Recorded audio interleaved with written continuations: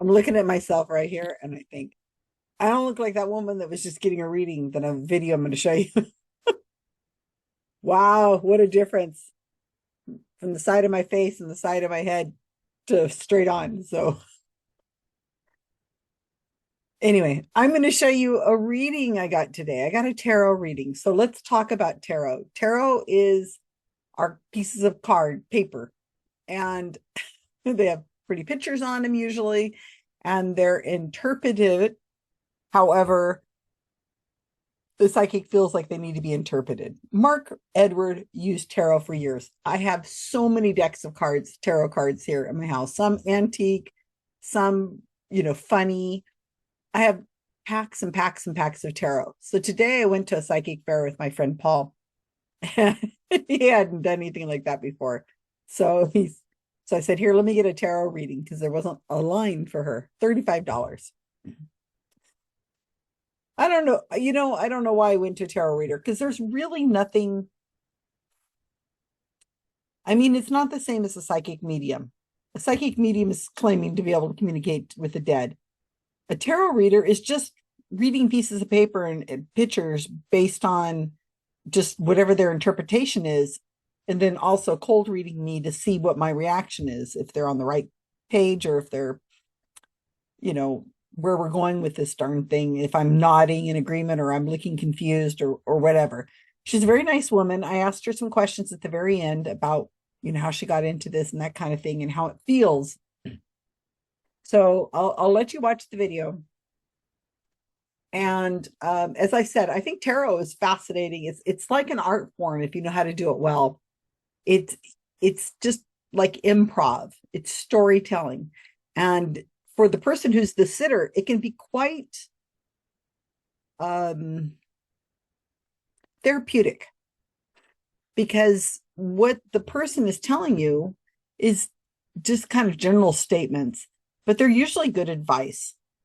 And in a way, I think it's just kind of a helpful storytelling world that makes you think. I don't have any problem at all with tarot as long as it's used in the way that this woman is doing it. And yeah, I thought it was fine. Nothing, no big deal at all. But I think it's interesting to see. I think all skeptics are people who really don't know should get readings done. Most people are genuine, thinking that they're helping and think that they have some sort of paranormal ability and that they're going to be doing some great help. And it's usually the mediums, those ones that are on TV necessarily, that are the real problems. Well, I shouldn't say that. Lots of these people who aren't on TV are also problems. It's they become confidants in some way and they manipulate people and well, all women, but it's tarot is just another completely different avenue.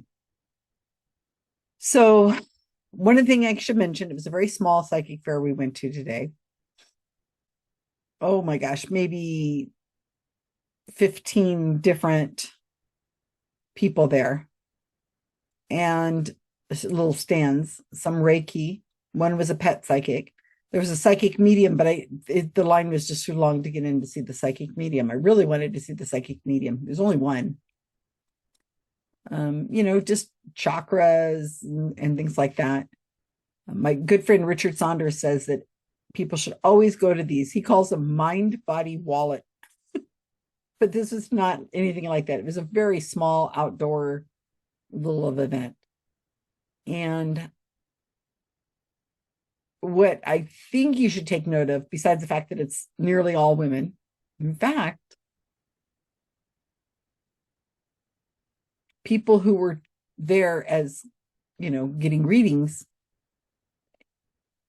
I don't think there was more than my friend Paul. I think there was male, now that I'm thinking about it. One thing to notice, people tell you, oh, it's a $2 billion industry, this psychic world. Oh, it is not even close to $2 billion.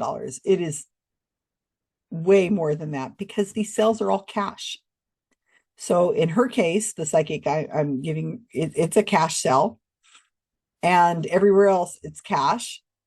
the psychic medium it was $40, and he had a little sign that said he'll do Apple Pay, Venmo, PayPal, cash stuff, right?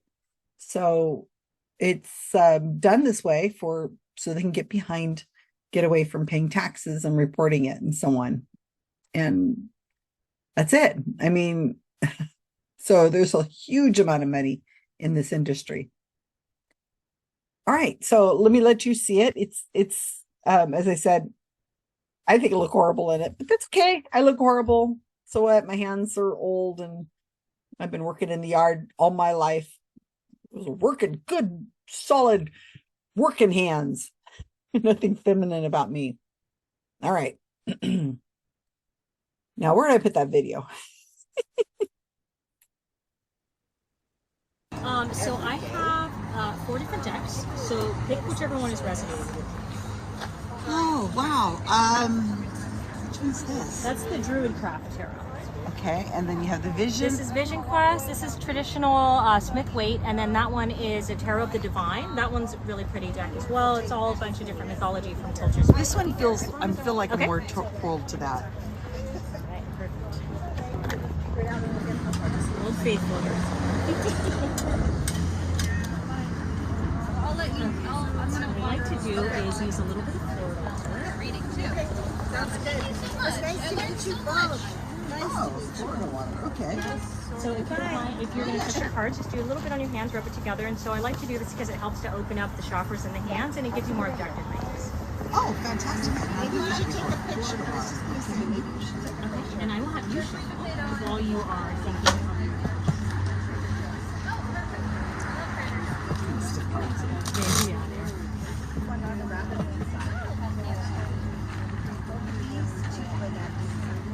Did you have a specific question in mind? Would it help if I do? I mean, it can. Okay.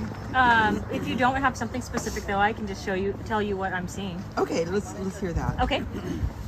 So what I'm seeing here is there's possibly an indication of a kind of new way of making money, or it could be a new way of moving about in a financial situation, maybe a new house, because the pentacles are always earthly stability, could be finance, could be home, etc.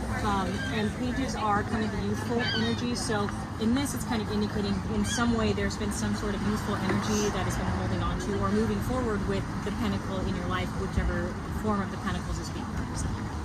And it could be something that brings you joy. Knight of Cups is moving forward and learning how to be in touch with our emotions, and learning how to take action on it. Being in a position where there has been some success in kind of changing the way that we are communicating, or other way that other people have communicated with us, or getting in touch within ourselves, within our emotions. Sometimes this can also have some Pisces energy, so if it's represented in a person, it could be a Pisces as well. And then this card is an indication of being in a situation where maybe being a little bit cutting with our words and our thoughts, or having been in battles before and feeling like you're kind of waiting for the next battle to come, and trying to hold the upper hand, but the thoughts are not clear about the situation. Like maybe there's been some emotional turmoil in the background of it. There's been some argumentative energy, or the sense of argumentative energy. And again, the thing that's jumping out for me about this is really the thoughts, which are representative of the clouds in this situation. So clouded thoughts, but they're not like big fluffy clouds. They're like kind of, I don't want to say aggressive, but like they're kind of sharp, they're sort of angular. So it's not like they're smooth thoughts. They're kind of like murky clouds that are not bringing a lot of clarity, and so then it's leading to conflict.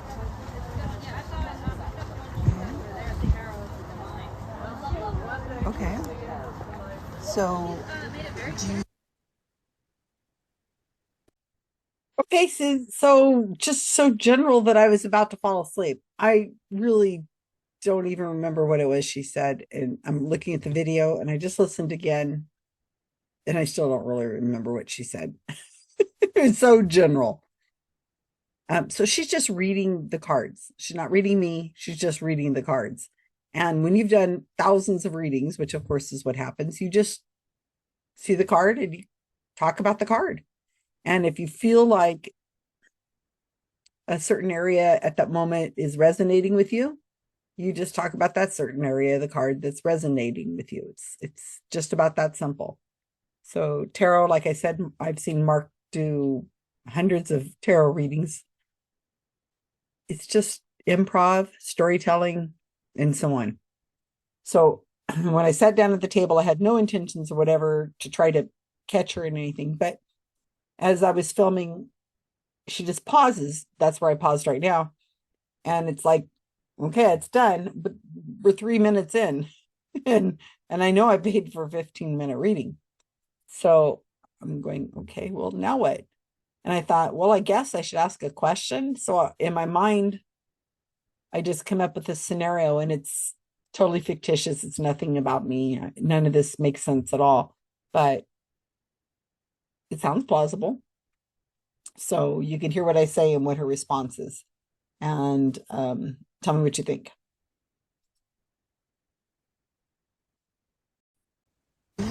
If I was to think about something more that I have a question about, would you be able to interpret those to the question that I have, you think?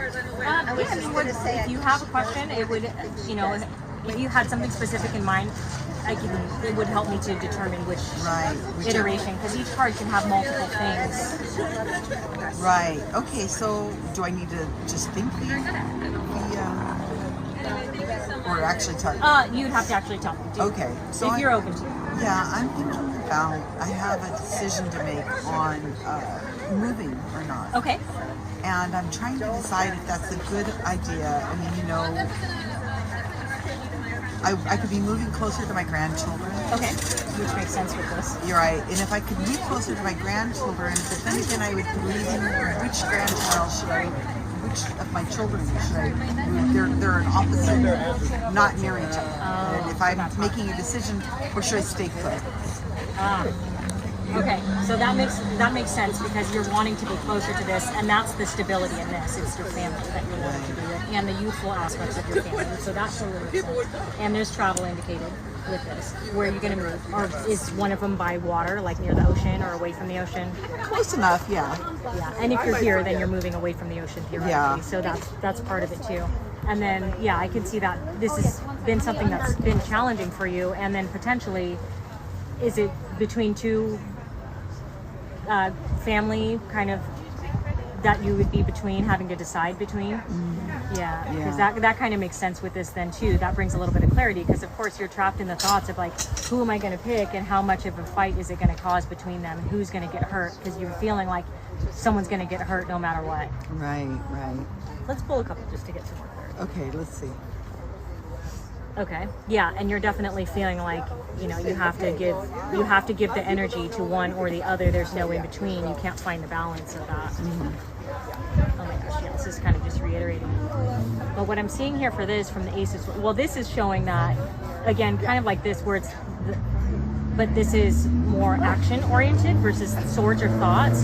Wands are action. So you're sitting on the top of the hill and you feel like all of these things are coming at you at once, and you're just kind of trying to stay ahead of like, how am I going to manage the situation? But the Ace of Swords here indicates that there is a new way of thinking that's going to bring clarity. So there's some part of the process that maybe with this, you've kind of gotten trapped in a thought pattern that's not serving you, because it's brought you to a place where you feel like you have to choose between the two. But there could be another way of thinking about this perspective, or another way of thinking about the situation as a whole that will help bring you into a new form of a decision that you're going to make. So there could be something new that hasn't shown up yet, specifically a new way of thinking about it, or a new thought, or something like that. Some new information might unfold that will new information looks like it's going to unfold for you, that's going to help you to make a decision. But don't get trapped in this.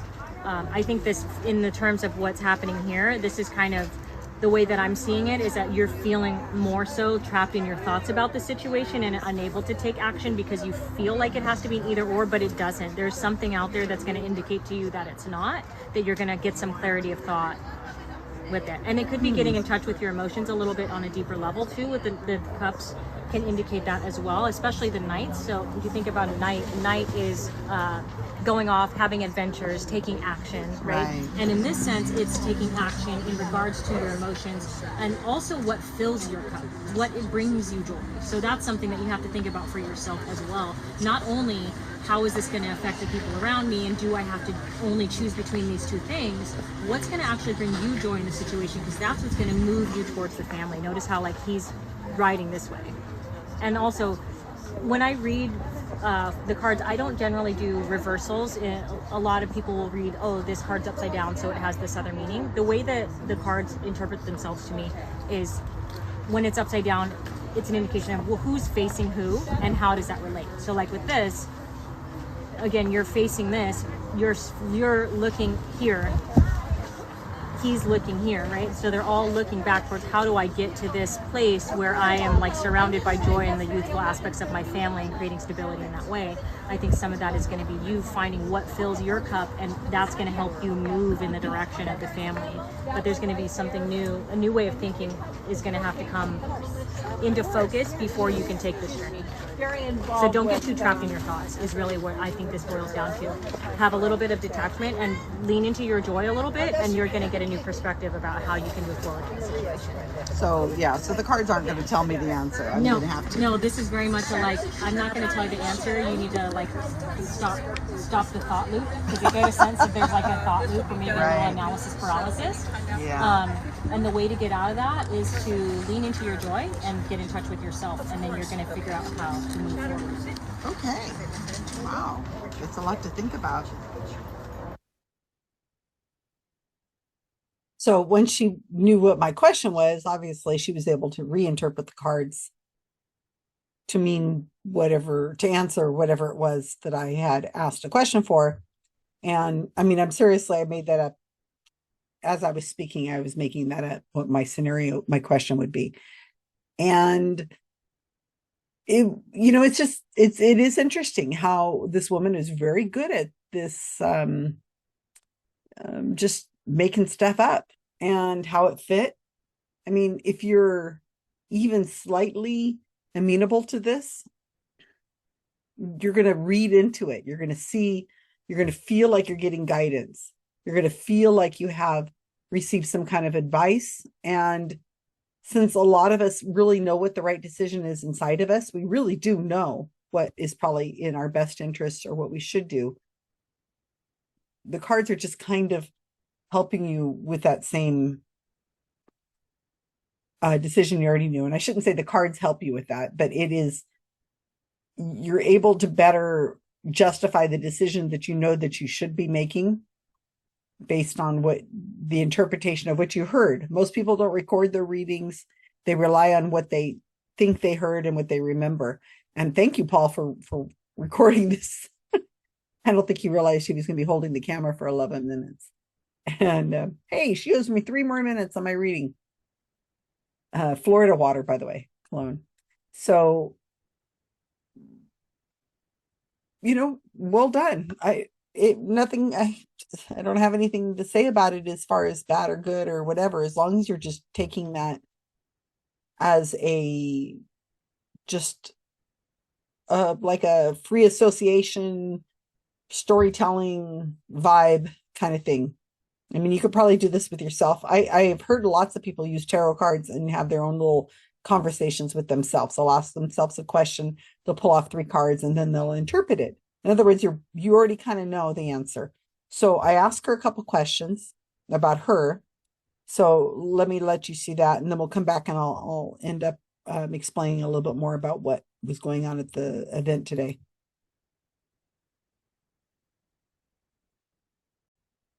Wow. Have you been doing this a long time? I have, yeah. Really? What got you into tarot? Well, someone actually gave me a deck when I was in like 7th grade.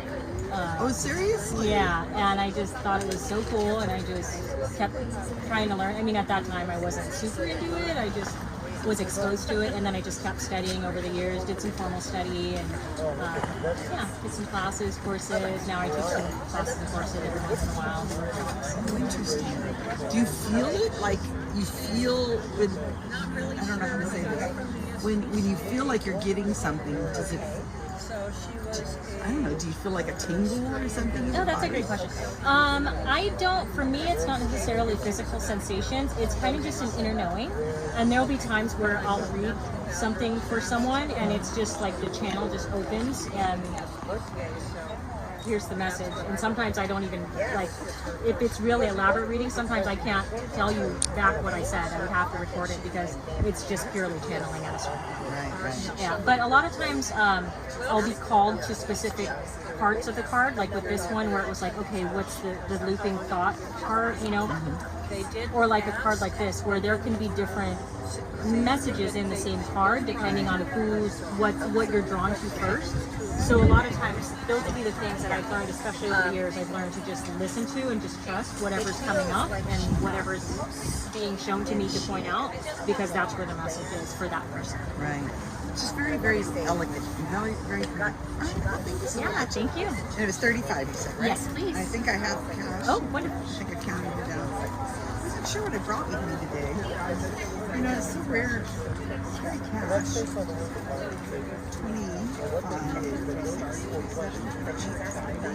30. Let's see. I think I have 10. Just as you kind of wonder about, maybe we'll be carrying cash with us for much Oh my longer. God. Beautiful. Thank you so much. Thank you. You have a really good day. You too. That was fun.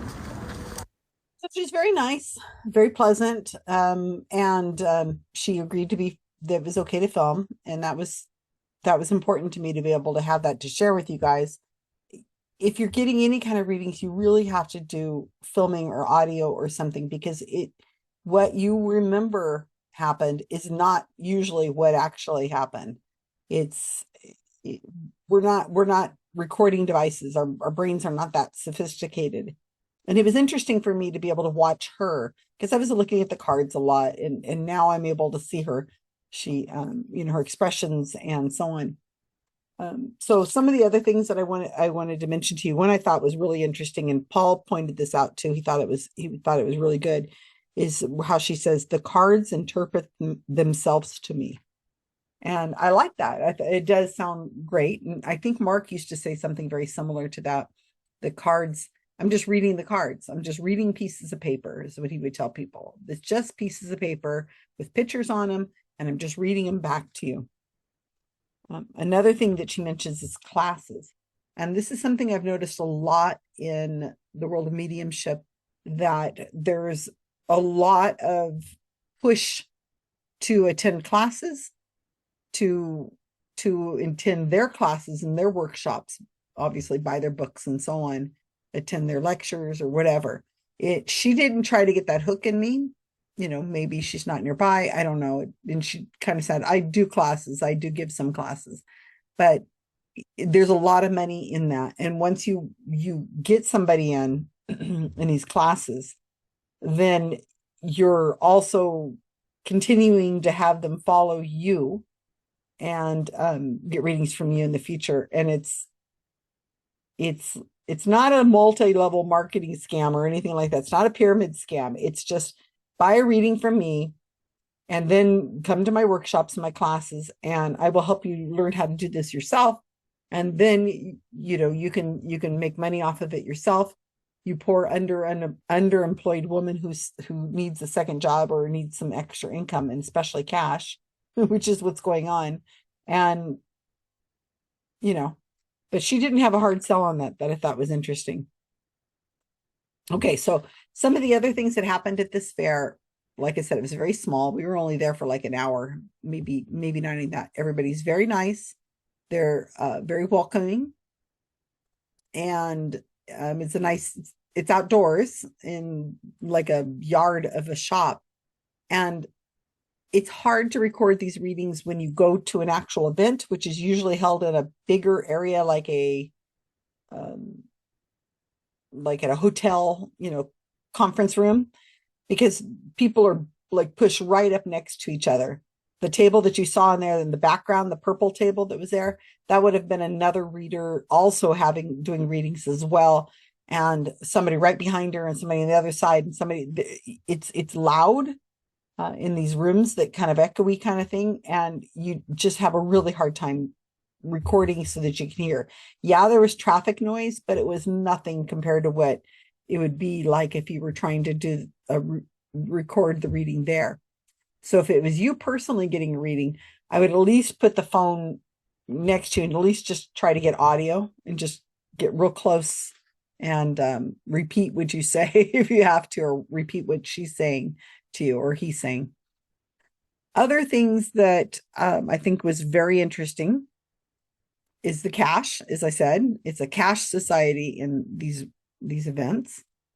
And that the people, as I said, they're very nice to each other, but they tend to form like you're invited, or I guess you can say, I'd like to do readings there, but you kind of have to have some sort of reputation. You need to be, I don't want to say you're endorsed by a group, but you have to have some history behind you. I would think that behind the scenes, not rumors, but it gets around if there's a bad reader. Not necessarily, I mean bad like an awful, but I mean bad as in they're predatory, or they're insulting, or they're trying to pull things through that are just ugly, or trying to get a hook in you by saying, I need you to call me, I'm going to call you, you've got a curse on you. I think if any of that kind of stuff is going on, they get quickly weeded out of these kinds of events. So in a way, these events police themselves. So it's really important for them to keep their, to be welcoming and friendly, and, keep your prices about the price of everybody else around you, and give good positive readings and nothing that's jarring or hurtful or anything like that, of course. So, you want to leave feeling good about yourself and feeling good about the decisions or whatever it is they tell you. So Paul and I met a woman. I said there was a pet psychic there. And the pet psychic was reading another woman with a very nice dog, and Australian Shepherd or something. And, Paul has never been to any of these kinds of things. And he's a guy, he probably feels out of place because it's all women about my age. And he's like, okay, I don't know what we're doing or how this works. And I said, okay, just, you see somebody with a dog, that's an instant conversation you can have with somebody with a dog. They're welcoming. You just talk to the dog, or you can do the same thing with a child, I guess. But so what I did is I went over to a table, and the woman was kind of getting a reading. I didn't know she was getting a reading. I thought she was just sitting and talking to the woman, and they had a dog there. And I had asked, what are you guys doing? And she says, oh, it's pet readings. And I'm like, oh, she goes, my sign keeps blowing over. And so that's why I wasn't sure what they were doing right there. And so I was going to she goes, I can just read a picture of your pet. That's fine. I'm thinking, yeah, of course you can. You can read. I'll get the same kind of reading if you look at a picture of my pet. So I thought, well, I'll go into my phone and find a picture of my animal. And I thought, oh, I don't know. And Paul says, my dog's in the car. I said, oh, should I get your dog and get a reading for your dog? And he says, that would be really interesting to see what you'd say, considering you've never met my dog before. And I thought about it a few minutes. I said, I think we kind of gave that away, because when I said, what are you doing here? And she said, pet readings, I didn't immediately say, oh, my dog's in the car. So if I automatically showed up with the dog a few minutes later, that would look a little weird, wouldn't it? Oh, I just happened to find my dog was in the car. I forgot. Oh, gee, I forgot the dog was in the car. So it kind of is how. But, the pet psychic really bugged me too. But tarot is just fine. But pet psychics, that's getting into that area again. You're kind of like, all right. So after a while, Paula and I were talking to this woman with the dog that had gotten a reading. She goes, she was there, and I was talking to the dog again, saying what a beautiful girl she is, and she's just a lovely, healthy coat, or whatever it was I was saying.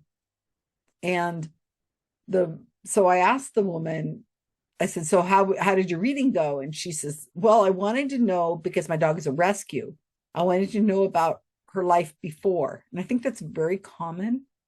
What was her life like before I got her? Who had her, or whatever. And so she says her dog's 8 years old, and when she got the dog, it was about 18 months. And so they got her from the SPCA, and that she had been, they found her wild on the streets. So she wanted to know who had been her previous owner. I don't know how much of that she told to the psychic, by the way, ahead of time.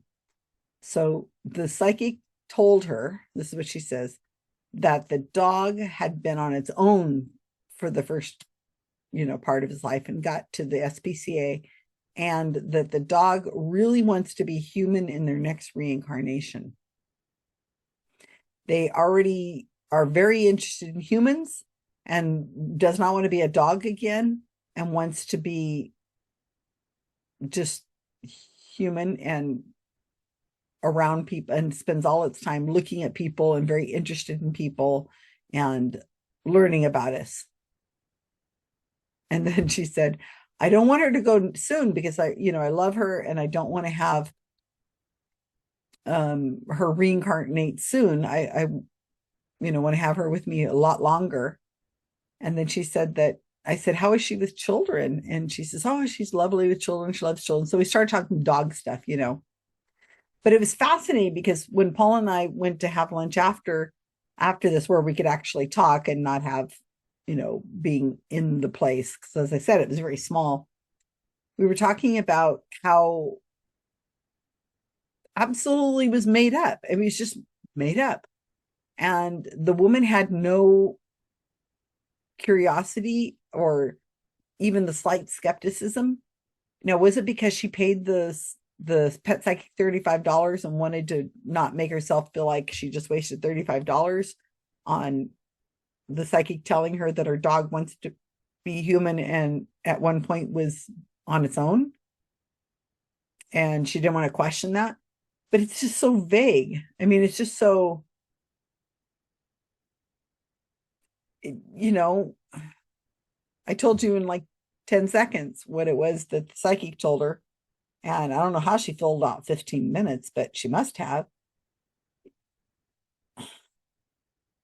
But you got to remember, to these people who are getting readings, who are showing up in an event like this and paying money and sitting down for 15 minutes with somebody, this is normal. It doesn't even dawn on them at all that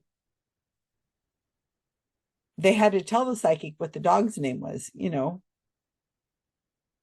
I would think the psychic would be able to say to the dog, what's your name? Or what is the name you're called at home? And then be able to say to the owner, she's called Sadie, or whatever it is, or Buttercup, or whatever name it is. They don't do that. They say to the sitter, the owner of the dog, what is her name? Or is it a male or a female? And what's her name? And how old is she? And how long have you had her? They ask those kinds of questions.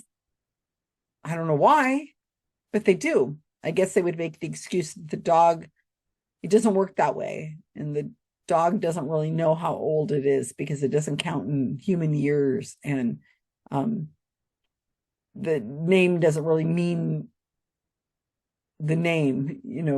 I think of it as a different name. I don't think of my name as Buttercup. I think of my name as just the sound of your voice is my name. I don't know. They can make up anything, but when you've raised in this world that you believe in reincarnation, and that there are people who can communicate with the dead by just saying they can communicate with the dead, and communicate with pets, and wave your hands over people without touching them, and you're somehow healing them or making them feel better, or I don't know what that is, that kind of thing.